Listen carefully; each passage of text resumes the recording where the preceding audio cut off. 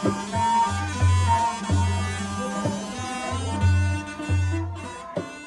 good evening. We are at Cambodia at Chef Nak's place. So, we want to hear about Chef Nak, how she came about forming this place, this beautiful place, which we will see later in the video. But I want to start with you, Chef Nak.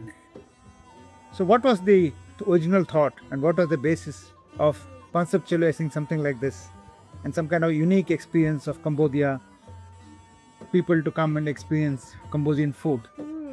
Yeah, so for me, I think it's the life journey and experiences that taught me to appreciate my own cuisine, to love it, but wouldn't be able to find it outside of Cambodia. And combinations of the passions and that I started cooking since I was 4. Of course, not by choice at that time, but then my love for cooking I never stopped, and it just grew and grew. At the same time, just to also understood that cuisine is something that could also give a lot back to the country. So the combination of those give me the confidence and the motivation and the reasons to give up my well-paid job about 10 years ago to really work on 3 main pillars. Number 1 is to preserve, to develop, and to promote Cambodian cuisine at the same time. So here we are at the Chef Nak Culinary Arts in Siem Reap. I said Siem Reap because we also have another one in Phnom Penh. Yeah. And today is the first time we are hosting here. So thank you so much. So for us, I believe and we believe that Cambodia has so much more to offer. And of course, I understand about food. I believe in food and all the reason I just mentioned before. And we would love to give the opportunity for outsiders to come and explore more about Cambodia through the food. And I said for outsider, but a big part of it is also the local, that they had to come when every single time they came, and they then decided to see that yes, being Cambodian, we have so much more to offer, and look, this can be done. Yeah, so my job is to give the new image and new perspective and the respect for Cambodian cuisine as what it deserves. Wonderful. Tell us about the journey of Chef Nak. When did you start? Were you clear? You said that you start cooking at the age of 4, not necessarily by choice, but that was required to do. So tell us when you were very clear that you're going to become a master chef and you're going to, what age you were extremely clear about it, and also tell us about some of the initiatives you spoke about, Charles and John, and we want to hear about the center. That's called the Center of Culture. Yeah. Cambodian culture. Yeah. Just we want to hear about all that. All right. So, yeah, growing up in Cambodia while the country was, I'm recovering from the Khmer Rouge. Individual family like ours, like mine, both parents were always been working super hard to own their ownership again because they lost everything. So most of the time they would be working outside of the house, so left us behind at homes that we have to be able to taught ourselves the life skill like cooking, to survive, to also feed our younger sibling and also our parents when they return home. And then we kept doing that. 2005, I started to work for Cambodian Living Arts, and that's when I met my husband, met Charlie Todd, who's now my father-in-law, and Aunt John Thon and John Bird. So everyone taught me the importance of understanding who you are and how much culture means as identity to one country, to individual person like us, and what is a role for individual like us to learn about ourselves and spread the right words confidently and proudly. Yeah, so it took me 33 years to understand this. And so at age 33, I started to see that somebody need to start something. And I started to see that Cambodian food cannot be found. And even sometimes it's we Cambodian would run restaurants but wouldn't be able to call it a Khmer restaurant because no one know us. Or if anyone know us around the world, it would be from the difficult time, the bad time, or amazing temple. And seeing the potential of it and how much it can bring back to my country, I decided and I talked to my husband that I would love to do something with food. But when I mean this, it's not that giving up my paid job and run restaurants. I would love to cook and to cook to promote my country. And it was so hard because in Cambodia, especially about 10 years ago, it's hard to find a role model who might not only cooking because she loves cooking or run restaurants, but the preserving, the developing, the promotion, all the aspect that this country needs. So it was very difficult, and also, to do that, I don't believe that I could continue working for others and also do this because I do not think it's gonna go anywhere. So I decided to give up my well-paid job. So that one of the most difficult decisions. But anyway, we did that, and now after almost 10 years, we published 2 beautiful cookbooks, and one of them won best of the best cookbook in the world by Goldman World Cookbook Award last year. We now have been creating or building 2 beautiful chef culinary art centers. We are now the one who cook for state meals, and it is a dream. It used to be a dream, but Wonderful. Tell us, every journey is not easy. There would have been a lot of challenges. There would have been moments when you said, no, I can't do it anymore. I may want to give up. What has been your most challenging moment, and how did you stand up to it? How did you overcome it? What is the kind of message you want to give to other aspiring master chefs who want to create a journey? Thank you. Yes, the journey has never been easy, but at the same time, it's also a very fulfilling. I think one of those moments was when I sat down, planned to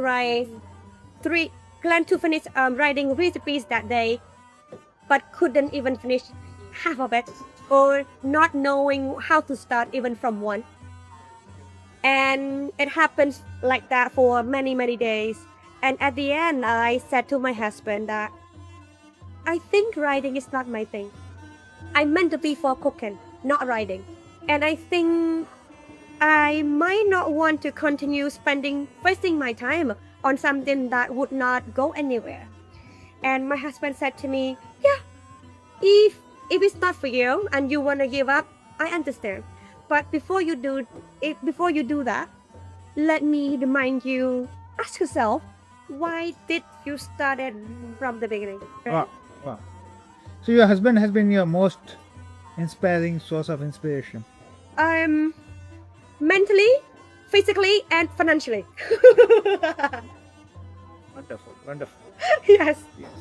So tell us, what has been your most proud moment of accomplishment? Like you said, you also host a lot of state banquets and all. So what has been your moment of pride which you are extremely proud about?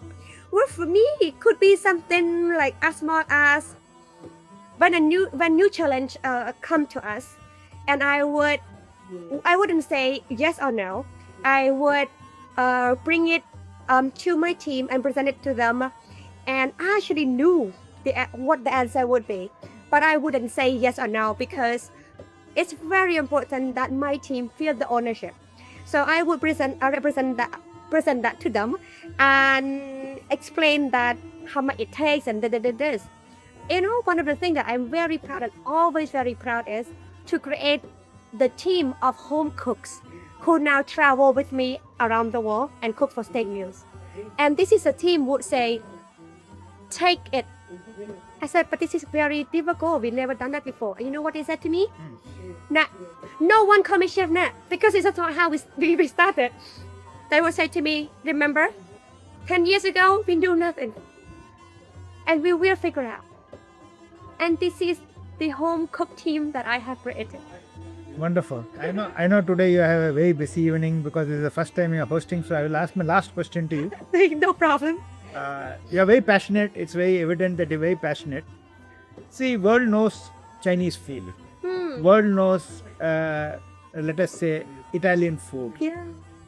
What is your vision about the Cambodian food, Khmer food, and what is the uniqueness of the Khmer food, whether in terms of vegetarian, non-vegetarian, or in terms of vegetables, or the flavors, or the recipes, anything unique? And what is your larger vision for, you call it Khmer food or Cambodian food? Well, I think for me, I would love to call it Khmer food. Khmer food. Right? But most of the time when we talk to the outsider, I mean, to the international, we would call it Cambodian food because it's more familiar, right? Yeah. But me personally, I would love to call it Khmer food because I'm Khmer. I'm from Cambodia, but I'm Khmer. Yeah. Anyway, so the big vision is to see that Cambodian food would be along the side of another very famous world cuisine. And you mentioned about Italian, about Chinese, about, and that's exactly what we want to see. And I have to say that I'm very excited because now there are numbers of restaurants that are now being very proud to say this is Cambodian restaurants in New York, in this and that. I'm just super happy about it. So what is unique about Cambodian cuisine? Yeah. Uniqueness about Cambodian cuisine is that differentiate our cuisine to our neighboring country is that we are very seasonal, very regional, and very, very well balanced. Super fresh and very tasty, very healthy. You're gonna be experiencing today. Chili is always been our options. It's on the side. Sour flavor is a huge part of what we use because we have to balance our food with this sour flavor to balance with the deep flavors like fermentation and things like that. And then I think there are a few things that also differentiate our cuisine to others. Is the one of the big component is called lemongrass paste, which is the base for many dishes for us. So go back to vegetarian options. We only host private groups.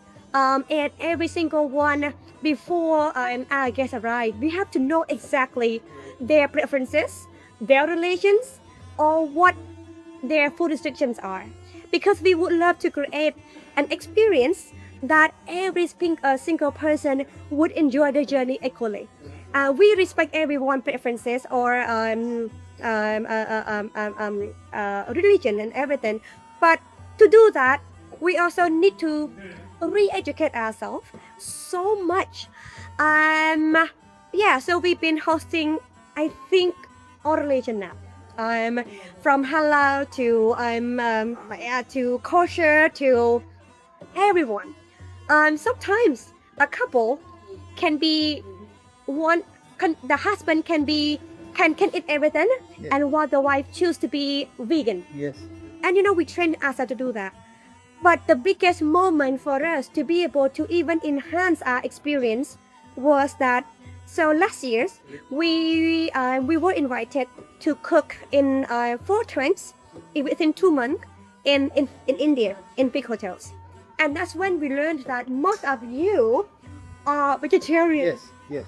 That's right. So for us, to understand that your versions of vegetarian, you are vegetarian from birth, and you are very, very expert. We are not. So we spent at least 3 more times learning, researching, the substitute and everything else in order to bring our vegetarian version to be equally good. And so for us, when it comes to vegetarian or vegan for us, we don't have a problem. You know why? Because we do not cook with dairy. It's number one, and we have so much in terms of local and regional vegetable. Yeah. So today you will be seeing it. You know, we've been working super hard, and I and our team really would love that everyone gonna enjoy it. Does not matter whether you're vegetarian, you're vegan, you're halal, you are kosher. Whatever. Yeah. We've learned our experience. Wonderful, wonderful. So, ladies and gentlemen, that was Chef Back for you. She has a very busy night tonight, and after this, I think you're taking a bus at 10 o'clock. You're going to Back to Phnom Penh because we Penh. have another 3 groups to host tomorrow. yes, they have 3 groups to host tomorrow, and she has a very very busy night to host. So Chef Nak, if I may request, if you can also show us a bit of your kitchen and also introduce to your husband. Here we are with Chef Nak having a private tour of the kitchen. This is, believe me, this is an exclusive tour, and for the first time. Yes, Chef Nak, please take us. So this is my beautiful small team, and this is our bar.